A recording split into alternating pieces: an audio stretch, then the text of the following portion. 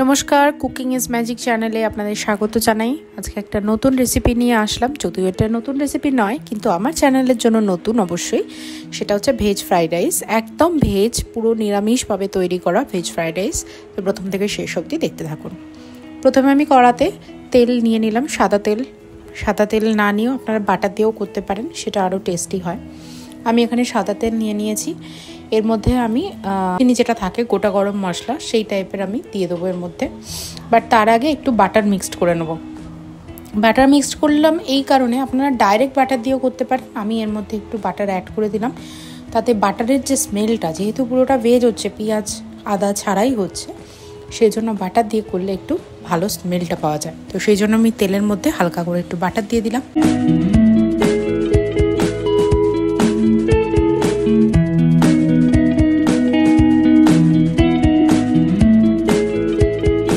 এরপর আমি কড়াইয়ে তেজপাতা, গোটা গরম মশলা অ্যাড করে আমার আগে থেকে কিছু গ্রিন পিস, গাজর আর টমেটো, এইগুলো আমার কিছু সিদ্ধ করা ছিল, সেই সিদ্ধ করাগুলো আমি এর মধ্যে দিয়ে দেবো একটু ভাজা ভাজা হওয়ার জন্য।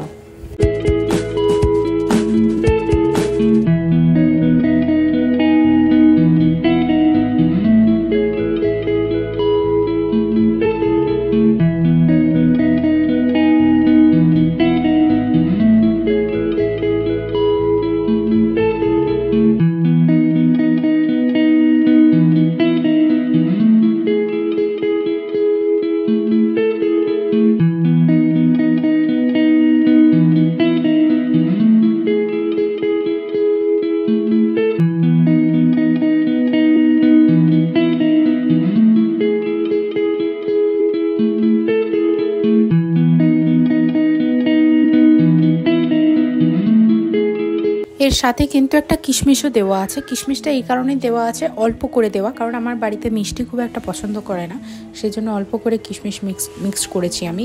কিশমিশটা এই কারণে দেওয়া যাতে একটু মিষ্টি টেস্টটা হয়, কিন্তু গোটা কিশমিশ দিলে অতটা মিষ্টি হয় না। তো এরপরে আমার সিদ্ধ করা যে ফ্রাইড রাইসের চালগুলো ছিল, সেইগুলো আমি অল্প করে দিয়ে দেবো। প্রথমে অল্প করে দিয়ে নেড়ে নিয়ে তারপরে আমি পুরোটা দিয়ে বাকিটা নাড়বো। কারণ কি, তাতে কি হয়, মশলাটা ভিতরে পুরোটা যায়, এবং পুরোটা গেলে কি হয়, অনেকটা টেস্টটা পাওয়া যায় ফ্রাইড রাইসে। তো প্রথমে আমি অল্প করে এটা পুরো নেড়ে নিয়ে তারপর বাকি চালটা এর মধ্যে দিয়ে দেবো।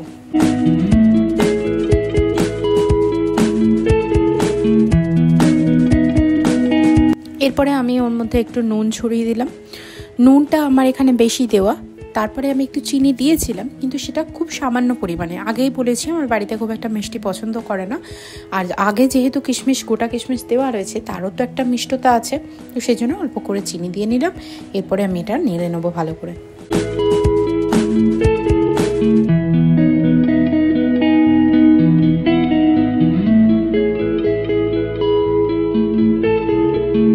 এরপর আমার কাছে আলাদা আর কোনো মশলা ছিল না বলে আমার ঘরে একটা গোটা ফ্রাইড রাইসের আলাদা মশলা ছিল, যেটা আর কি সবজি মশলা হয়, যেটা চিকেন মশলা হয়, সেই রকমই ফ্রাইড রাইসের আলাদা মশলা পাওয়া যায়। তো সেই মশলাটা আমি উপর দিয়ে ছড়িয়ে দিলাম, তাতে যে টেস্টটা, একটা গন্ধ, সেই গন্ধটা কিন্তু পাওয়া যাবে। তো সবটা দিয়ে অনেকক্ষণ পর এসে এই আমার রেডি হয়ে গেছে ভেজ ফ্রাইড রাইস, একদম শর্টের মধ্যে, খুব ইজি প্রসেসে। তো কেমন লাগলো অবশ্যই জানাবেন। পরবর্তী রেসিপির জন্য আবার কিন্তু অপেক্ষা করতে হবে, খুব তাড়াতাড়ি আসছি আপনাদের সাথে। ধন্যবাদ।